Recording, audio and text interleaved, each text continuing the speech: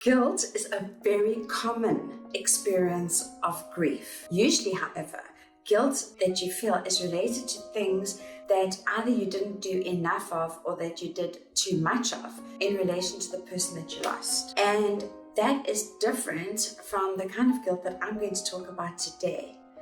This guilt is the guilt that you feel when your relationship with the person who died is complicated. You might feel very mixed feelings. Predominantly, you might even feel relieved. If this is you, what you're experiencing is also really normal.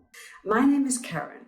I'm a clinical psychologist, and in this video, I want to talk about complicated grief, the kind of grief that is definitely not simple and arises from a complicated relationship with the person who is gone. Then I'm going to offer 5 helpful tips, which I hope will help you to make meaning and sense of what you're experiencing and help you to process it in a more meaningful way.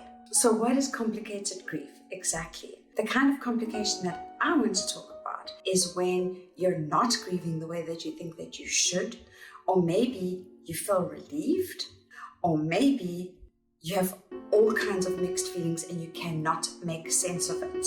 Whether it was a family member, for example, a parent or a grandparent, or a sibling maybe, or an extended family member, like an aunt or an uncle or a cousin, this person may not have been a good and healthy relationship in your life. The person may even have been toxic. In these instances, it is super difficult and painful to process your feelings when they're gone, because you might feel all kinds of very negative emotions. The person who is gone might also be a part of your circle. Maybe they weren't a family member, maybe they were a friend or a colleague from work, or somebody that's part of your social circle, somebody that maybe you didn't like, maybe somebody who was difficult that you didn't get on with, maybe somebody you felt really uncomfortable around, maybe somebody who you were jealous of. These are all complicated relationships that can lead to complicated feelings when that person passes. I think many people might actually feel relieved to find out that complicated feelings towards a complicated relationship when someone is gone are actually really common and frequently experienced by all kinds of people from all walks of life. So I'm going to give you 5 helpful tips that I really hope are going to help you to process and make sense of what you're experiencing and what you're feeling. Tip number 1 is to acknowledge your feelings. Pretending that you're sad when you're not. Acting as if you're feeling something that you're not really feeling just makes you feel like a fake. It really hurts you and it prevents you from processing your feelings in a healthy way. So acknowledge your feelings, even if only to yourself in the beginning. We have a saying in psychology, and that is name it to tame it. So look inside yourself, ask yourself, what am I feeling? How do I feel? And name the feelings that you can feel inside you as you feel them.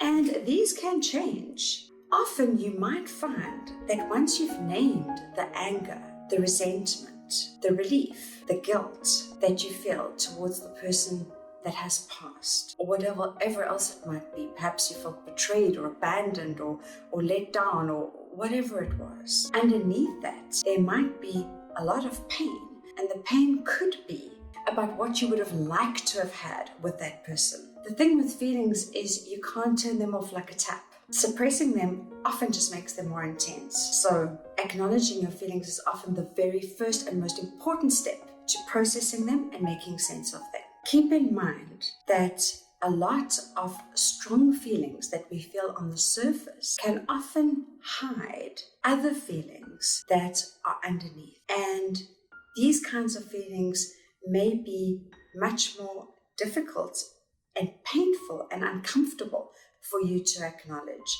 but it's just as important to acknowledge them. Maybe there's regret, maybe there's sadness, as I say, about what you didn't have, about what you would have liked to have had, about what you could have had if only maybe they were different, or if maybe things were different. If you're enjoying this video so far, or if you're finding it useful, then please hit that like and subscribe button.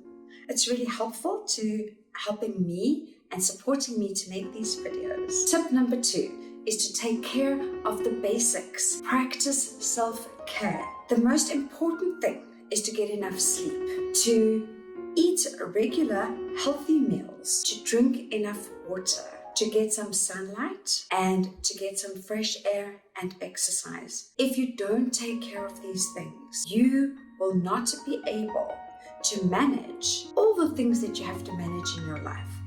This is advice not only for when you're going through a difficult, traumatic time, but for everyday life, because without these things in place, we don't have the foundation upon which we can function at our best. In a time when you've lost someone and you're trying to deal with all the admin and all the details and all the other grieving people and your own complicated emotions, this is a time when you need to take care of yourself really well. So take care of the basics. I sometimes see in my practice that people who are grieving, whether the grief is complicated in terms of the not grief that you might be feeling, and in terms of the other feelings that you might be feeling, or whether the grief is more straightforward and it's, loss and sadness. People almost punish themselves by not taking care of themselves. Sometimes you might almost feel as if not taking care of yourself is the least that you can do,